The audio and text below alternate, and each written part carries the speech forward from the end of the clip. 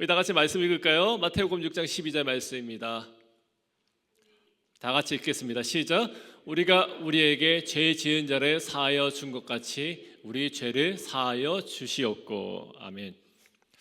사랑하는 여러분, 혹시 마음속에 아직도 지우지 못한 그런 상처나 미움이 있습니까? 그 상처를 준 그 사람의 얼굴이 떠오르지는 않습니까? 아니면 그 사람을 이제 완전히 용서하고 놓아주었다라고 그렇게 자신 있게 말할 수 있습니까? 한번 떠올려 보시기 바랍니다. 아마도 많은 분들이 누군가를 용서하는 것이 쉽지 않다라는 사실에 공감하실 것입니다. 용서는 참으로 힘든 어려운 그런 삶의 주제입니다. 그럼에도 불구하고 주님께서는 우리에게 용서를 놓고 기도하라라고 말씀하십니다. 오늘 말씀을 통해서 왜 용서가 어려운지, 우리가 왜 용서를 구하고 실천해야 하는지를 함께 생각해보는 그런 시간 되기를 소망합니다. 먼저 우리가 용서를 위해 기도해야 하는 그 이유는 용서가 어렵기 때문이죠. 용서는 누구에게나 쉬운 일이 아닙니다. 누군가를 용서하고 잊고 아무렇지 않게 행동하는 것이 결코 쉽지 않습니다. 때로는 깊게 받은 그 상처를 덮고 살아가는 것이 용서라고 생각할지도 모르겠습니다. 그래서 용서를 잊는다, 용서는 잊음이다 라고 이해하는 분도 있을 것 같아요. 심리학 용어 중에 anchoring trap이라는 단어가 있습니다. anchor, 이게 뭐 박는 거 있잖아요. anchor, 닷을 내리는 anchoring trap이라는 용어가 있어요. 이 말은 처음에 받았던 그런 인상, 인포메이션에 딱 붙들려 있는 거죠. 그 다음에 다른 정보가 주더라도 거기서 잘 벗어나지 못하는 거예요. 제가 여러분들한테 우리 오늘 점심 때 고기 반찬 있다고 말씀드렸잖아요. 그렇죠? 자, 이제부터 점심 고기 절대 생각하시면 안 돼요. 설교만 집중하세요. 자, 이렇게 얘기하면은 여러분들 자꾸 고기 반찬 떠오르실 거예요. 이런 겁니다. 이제부터 절대 코끼리 생각하면 안 돼요. 아니면 지나가다가 본 쇼핑하다가 여러분들 눈에 도는 그런 있잖아요. 옷 같은 거 절대 그거 생각하시면 안 돼요. 그러면 이상하게 그거만 자꾸 떠오르죠. 그때 그거 샀어야 되는데 그거 값이 오르면 어떡하지? 뭐 이런 식이에요. 우리가 용서하겠다라고 생각하는데 자꾸 떠오르는 거예요. 상처를 볼 때마다, 아니면은 어떤 사건을 접할 때마다 잊어야 되는데 그 잊어야만 하는 그런 어려움들이 자꾸 우리에게 올라오는 거죠. 그래서 진정한 용서는 잊는 것이 아닙니다. 용서는 더 이상 그 상처가 우리의 관계를 막지 않도록 하는 거예요. 상처는 아물고 흔적은 남지만은 그 흔적이 더 이상 우리를 고통스럽게 하지 않도록 하는 거죠. 이와 관련해서 한 이야기를 나누고 싶습니다. 말을 듣지 않는 한 아들이 있었는데 아버지는 아들이 잘못할 때마다 나무 판자에다가 못을 하나씩 박았어요. 그리고 그 아들이 착한 일을 할 때마다 못을 하나씩 뽑았습니다. 그 사실을 한 아들이 열심히 착한 일을 했겠죠. 결국에는 판자에 못이 다 빠져버렸습니다. 그때 아버지는 말했어요. 못은 빠졌지만은 그 자국은 여전히 남아있단다. 이처럼 상처의 흔적이 우리의 관계를 막지 않도록 하는 것이 진정한 용서입니다. 더 이상 그때의 고통으로 밀어넣게 나는 허락하지 않겠다, 그런 말이죠. 우리 용서는 쉽지 않기 때문에 우리는 늘 기도로 하나님께, 내가 할 수 없는 부분이기 때문에 하나님께 용서의 그 힘을 구해야만 되는 그런 이들이 바로 우리들입니다. 또한 우리가 용서를 구해야 하는 그런 기도를 해야 하는 중요한 이유는 우리가 죄로 얼룩져 있기 때문입니다. 예수님은 이 기도를 제자들에게 했어요. 이 기도를 제자들에게 가르쳤습니다. 그리스도인들입니다. 처음 믿는 이들이 아니에요. 요한일서 1장 8절 말씀에서는 만일 우리가 죄 없다 하면 스스로 속이고 또 진리가 우리 속에 있지 아니할 것이요 라고 말합니다. 이것은 모든 그리스도인들이 죄를 짓고 있다라는 사실이에요. 죄된 본성이 여전히 남아있다라는 거죠. 주님은 그런 우리에게 죄 사함을 구하라라고 가르쳤습니다. 한 아이가 선생님에게 얼룩진 종이를 내어놓습니다. 선생님, 새 종이가 필요해요. 이번 건 망쳤어요. 다른 종이 좀 주세요. 그랬더니 선생님은 깨끗한 종이를 주면서 얘야, 이번에는 좀 잘해보렴이라고 말했습니다. 마치 우리가 하나님께 새로운 날이 있나요? 새로운 인생의 삶에 타이밍이 우리에게 또 줄 수 있나요? 오늘은 망쳐버렸습니다. 이렇게 고백할 때 주님께서도 깨끗한 새 날을 주시면서 내 사랑하는 자녀야, 이번에는 더 잘해보렴이라고 말씀하신다는 거죠. 여러분, 혹시 인생이 죄로 얼룩져 있다라고 생각하지는 않으십니까? 후회와 또 여러 가지 실패 흔적들이, 여러 가지 고집스러운 부분들이 여러분 가운데 얼룩처럼 여러 흔적들을 남기고 있지 않습니까? 괜찮습니다. 하나님께 용서를 구하면 은혜로 깨끗하게 씻어주신 줄 믿습니다. 더 이상 죄의 멍에 매이지 마는 겁니다. 용서를 구하면서 용서하는 것은 그리스도인으로 살아가는 방법입니다. 하나님께 받은 큰 은혜를 기억하고, 그것은 큰 용서함 받은 것을 기억하는 거죠. 또 그 은혜로 그렇게 주님과 같이 용서를 하는 그런 삶을 살아가는 겁니다.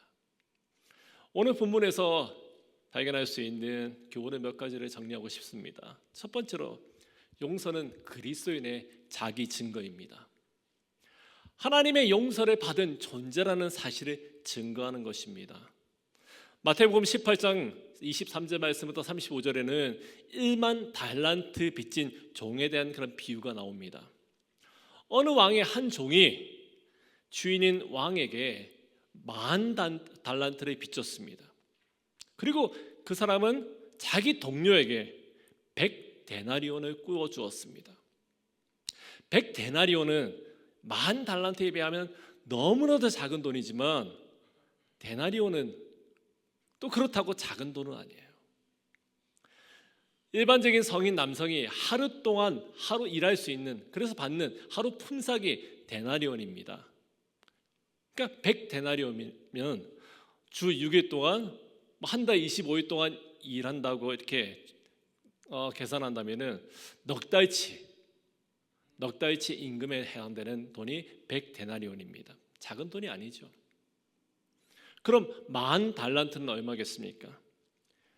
1달란트는 6,000데나리온입니다. 그러니까 6,000일을 일해야 벌을 수 있는 그런 돈이에요. 1년에 300일 동안 일을 한다면 꼬박 20년 동안 일해야지, 그리고 하나도 쓰지 않고 꼬박 모아야지 얻을 수 있는 돈이 1달란트예요.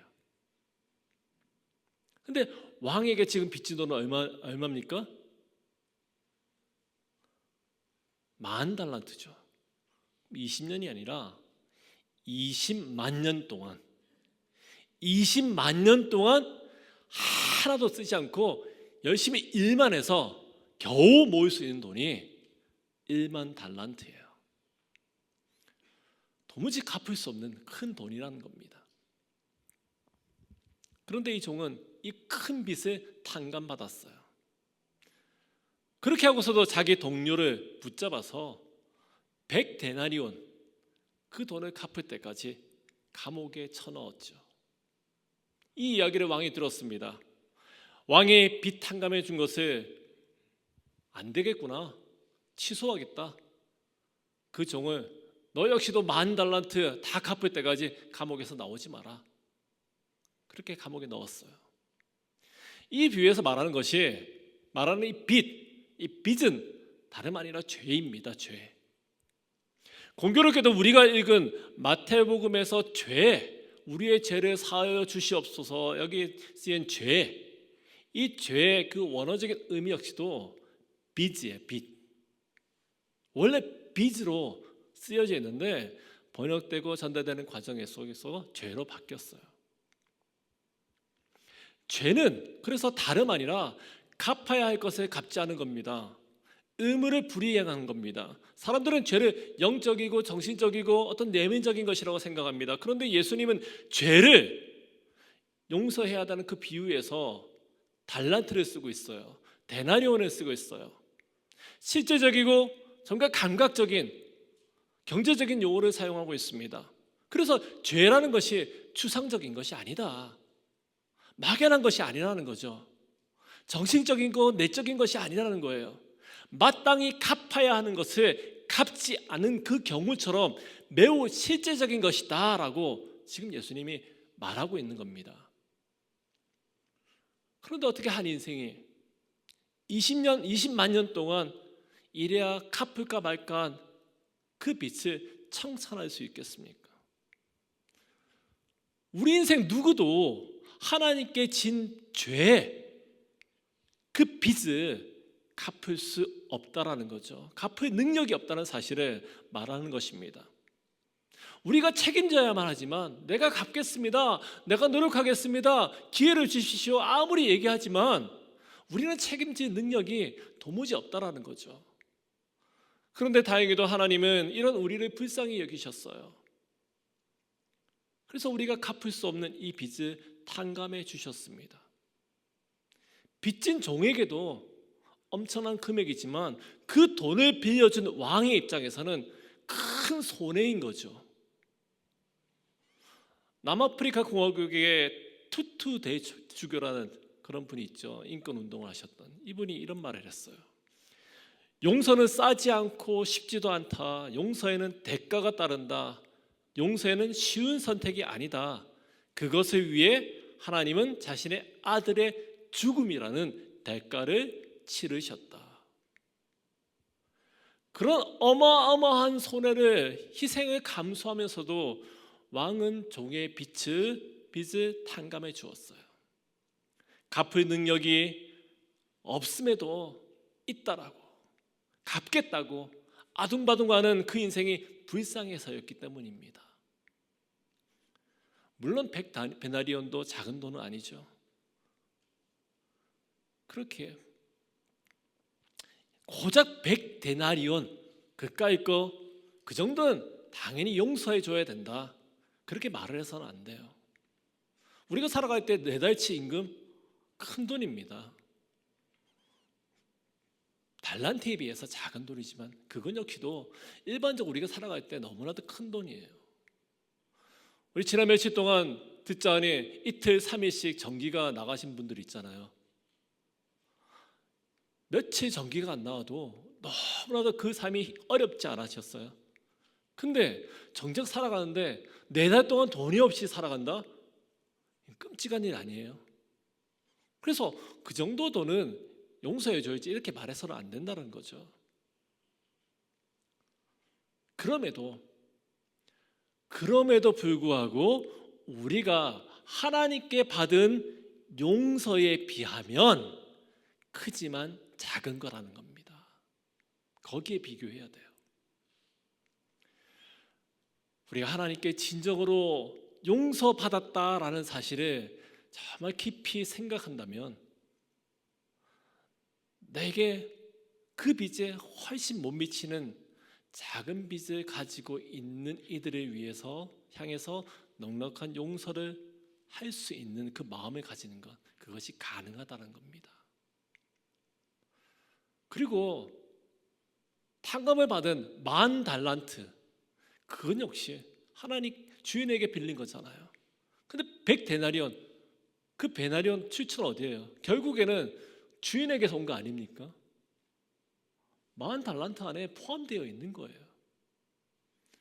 그렇게 본다면 주인은 이미 다 탕감을 해줬는데 자신도 그렇게 할 수 있지 않겠냐라는 거예요. 이미 은혜를 받았기 때문입니다. 용서를 받았기에 용서할 수 있는 겁니다. 거꾸로 진심으로 형제를 용서하지 않으면은 그는 어쩌면 하나님께 용서받지 않은 사람일 수도 있다라는 거죠. 그렇게 생각해 볼 수도 있다라는 거예요. 주님께서는 이 비유의 끝부분에 이렇게 얘기합니다. 마태복음 18장 35절 말씀에서 너희가 각각 마음으로부터 형제를 용서하지 아니하면 나의 하늘 아버지께서 너희에게 이와 같이 하시리라. 두려운 말씀이죠. 우리는 1만 달란트라는 어마어마한 빚을 한 번에 탕감받은 그런 존재들입니다. 그렇게 큰 용서를 받았음에도 불구하고 또한 그런 용서를 받았다는 사실을 쉽게 잊어버리는 존재들이에요. 용서를 행하신 그 하나님을 모른 척하고 무시하고 없이 살아가는 존재들이 또한 우리의 모습이 아닙니까? 그런 망각의 능력에 지배를 받는 존재들이에요. 그런 우리들에게 주님께서는 주기도문을 통해서 계속 얘기하는 거죠. 당신과 같이 용서하며 살 것을 요구하시는 겁니다. 그런 요구에 응답하기 위해서 필요한 것은 용서받았다라는 사실을 먼저 잊지 않는 것이 중요합니다. 기억하는 것이 필요해요. 주님께서 우리가 우리에게 죄 지은 자를 사하여 준 것 같이 우리 죄를 사하여 주시옵고라고 기도하라고 말씀하십니다. 우리는 용서받은 것을 잊지 않게 해달라고, 받은 은혜를 까먹지 않게 해달라고 그렇게 간청해야 되는 그런 이들임을 우리가 기억하기 원합니다. 그런데 탕감 받으려고만 하는 그런 사람, 만일 그런 사람이 있다면 참 불행한 영혼이에요. 왜입니까? 결국에는 그는 탕감받지 못할 것이기 때문이에요. 만달란트 비유의 끝부분에서 그 종이 자기 동료를 용서하지 못했다는 사실을 들은 주인이 왕이 어떤 명령을 내립니까? 32절 말씀부터 보니까 이에 주인이 그를 불러다가 말하되 악한 종아, 내가 빌기에 내가 내 빚을 전부 탕감하여 주었거늘 내가 너를 불쌍히 여김과 같이 너도 내 동료를 불쌍히 여김이 마땅하지 아니하냐 하고 주인이 노하여 그 빚을 다 갚도록 그를 옥졸들에게 넘기니라. 이것이 끝이에요. 과연 나는 용서를 하는 존재인가? 우리가 정말 살펴봐야 될 것 같아요. 그런데 이 주기도문의 이 말씀을 우리가 읽어 나갈 때 가질 수 있는 오해가 하나 있습니다. 용서가 마치 조건처럼 느껴지는 거죠. 그렇게 이해가 돼요. 12절 말씀 우리 다 같이 한번 읽어보겠습니다. 다시 한번 읽어보겠습니다. 시작. 우리가 우리에게 죄 지은 자를 사하여 줄 것 같이 우리 죄를 사하여 주시옵고. 여기 한 단어에 딱 걸립니다. 발견하셨습니까? 같이예요.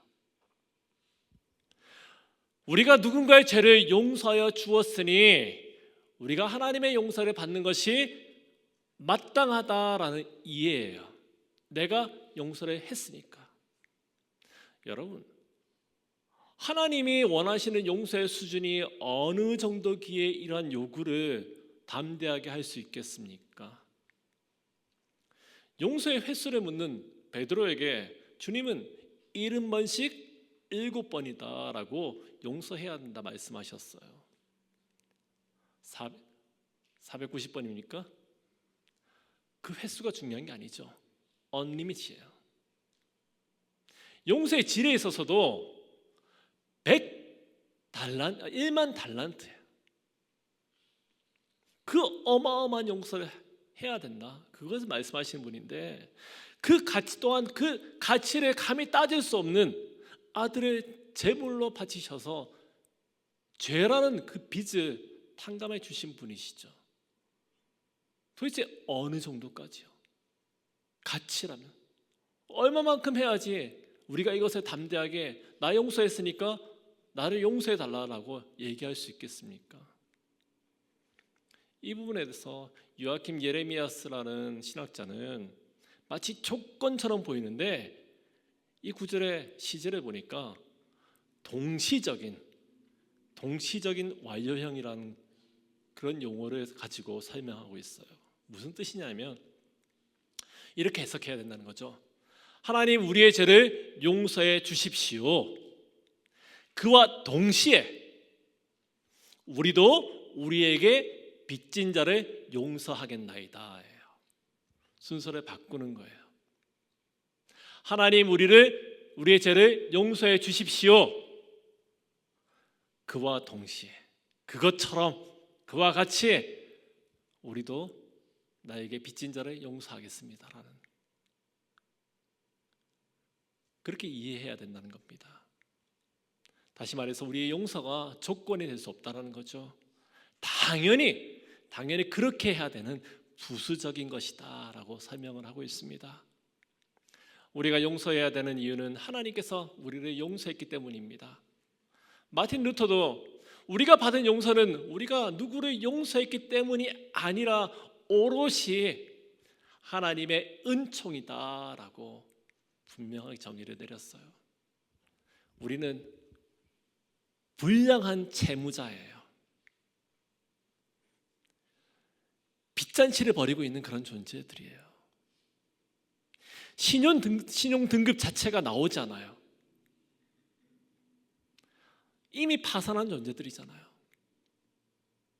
그래서 우리는 용서할 자격이 없는 이들입니다. 이 말은 우리가 누구를 섣부르게 용서할 만한 그런 존재가 아니라는 뜻입니다. 그래서 필요한 것이 뭡니까? 뭘까요? 은혜가 필요한 거예요.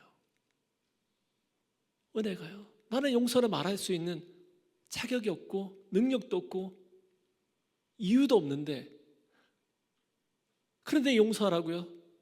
그러면 그것을 가능케 하는 것은 은혜죠. 그래서 먼저 우리는 용서를 받아야 돼요. 이것을 위해서 간청해야 되는 거예요.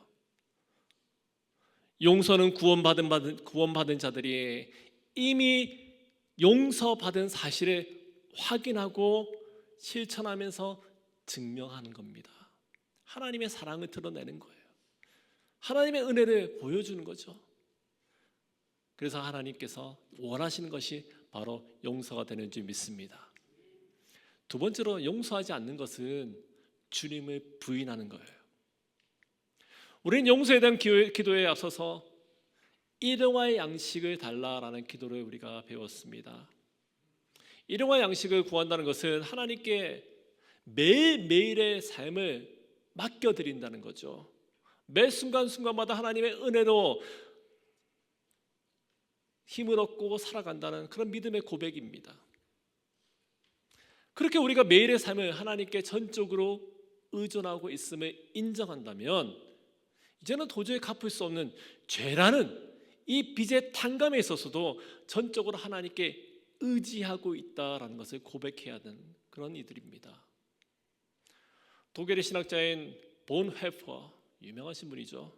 이분이 예수님께서 이 부분을 우리에게 가르쳤을 때 매일의 양식을 위해서 기도한 이후에 죄에 대한 용서를 가르친 것은 양식이 우리에게 필요한 것처럼 그것만큼이나 용서가 우리의 영혼을 위해서 특별히 반드시 필요하다는 것을 알려주기 위함이다라고 가르쳤어요. 우리 영혼을 위해서 특별히 필요하다는 겁니다. 그렇게 우리 주님은 당신의 자녀들을 향해서 매일매일의 양식을 구하는 것처럼 죄사함을 위해서 그렇게 기도할 것을 말씀하신 거예요. 용서의 삶을 살기 위해서 영적으로 충만해야 됩니다. 날마다 말씀 앞에서 나의 눈이 먼 것을 벌거벗은 몸 상태를 보는 훈련이 필요합니다. 타락한 죄된 내 모습은 주님의 말씀의 거울 앞에 비출 때만 보이는 거죠. 그 거울 앞에서 그런 나의 모습을 볼 때, 발견할 때 너무나도 고통스러워요. 이쯤이면 됐을 거다 생각했는데 여전히 나는 죄된 모습이 보이는 거죠. 나의 교만함이 보이죠. 나의 헛됨이 보이죠. 나는 좀 겸손하게 살고 싶은데 그렇지 못한 나의 모습들이 다 낱낱이 보여지는 거예요. 너무나 고통스럽습니다. 그런데 그 고통을 통해서 또다시 보게 되는 건요, 그런 나를 용서하신 하나님의 은혜가 보이는 겁니다. 나의 1만 달란트나 되는 이 엄청난 나의 능력 없음을 기억하게 되는 겁니다. 용서하지 못한다는 거죠. 예수님께서 자신을 위해서 죽으신 그 십자가의 사건을 부인하는 것이고요, 하찮게 여기는 것임을 우리가 꼭 기억하기 원합니다. 세 번째로, 용서는 자유케 하는 것입니다. 부활하신 예수님께서 제자들에게 너희가 네 죄든지 사하면 사하여질 것이요 네 죄든지 그대로 두면 그대로 있으리라 라고 말씀하셨습니다. 제자들에게 당신만이 하실 수 있는 죄사함의 권세를 부여해 주시는 그런 말씀입니다. 하나님만이 하실 수 있는데 이것을 제자들에게 능력을 주셨다는 거예요. 어떻게 이것이 가능할까요? 앞서서 살핀 것처럼 죄는 의무를 행하지 않는 그런 빚으로 이해할 수 있습니다. 죄로 인해서 묶여버리는 거죠. 스스로를 묶고요, 상대를 묶고요, 모두가 묶여버려서 어떻게 할 수 없는, 자유함이 없는 그런 상태가 되어버린 것입니다. 그런 세상에 주님은 우리에게 죄사함의 용서를 선포하라고 말씀하셨어요. 죄사하는 삶을 그렇게 살라라고 말씀하신 거예요. 오늘의 기도에 비춰본다면 용서라는 말씀인 거죠. 죄사함을 선포한다는 것은 용서하며 살라는 겁니다. 주님처럼요. 용서하다라는 그 말은 다른 면에서 풀다라는 의미를 가지고 있습니다. 죄로 인해서 묶인 매듭을 푸는 겁니다. 우리가 용서함으로 죄의 매듭을 풀면은 또 풀리고요, 용서하지 않으면 죄의 매듭이 더 견고하게 묶여버리는 거죠. 우리가 깨어 있음이 필요한 거예요. 그래서 깨어서 그리스도인답게 용서하며 살지 않으면요, 더 묶이고 단단해진 그 속에 꼼짝달싹 없는 그런 상태가 되어버리는 것이 우리의 모습이라는 거예요. 집에 다 가는 겁니다. 나 또한 나만 그렇습니까? 상대도 그래요. 서로에게 분노하면서. 여러분들은 매듭을 푸는 인생으로 아니면 매듭을 묶어나가는 인생으로 어느 쪽을 택하시겠습니까? 말씀을 정리합니다. 사랑하는 성도 여러분, 하나님께서 우리에게 은혜를 베풀어 주셨어요. 우리가 구할 때마다 용서해 주십니다. 이제 우리 역시도 받은 이 용서를 기억하면서요, 우리에게 잘못한 일을 용서하는 자로 살기를 원합니다. 용서를 잊는 것이 아닙니다. 없다라고 할 수 없어요. 기억하지 않은 것이 아니에요. 여전히 상처는 남아있지만, 흔적들이 남아있지만, 그런데 그것을 넘어서서 관계의 벽을 허무는 겁니다. 마음에 담아두었던 누군가를 떠올리면서 그 사람을 위해서 기도하면서 용서의 마음을 가져야 한다는 거죠. 우리가 또 한 주간을 살아가면서 또 어떤 일을 만나고 어떤 것을 또 경험하게 됩니까? 여전히 우리에게 앙금처럼 남아있는 그 누군가가 있다면 기억하고 용서를 할 수 있는 그런 계기가 되었으면 좋겠습니다. 우리가 우리에게 죄 지은 자를 사하여 준 것 같이 우리의 죄를 사하여 주셨고, 달리 표현하면 우리 죄를 사하여 주셨습니다. 나도 나에게 죄 지은 자를 용서하며 살겠습니다. 그렇게 살아가는, 그렇게 은혜를 드러내는 저와 여러분 되기를 간절히 축원합니다.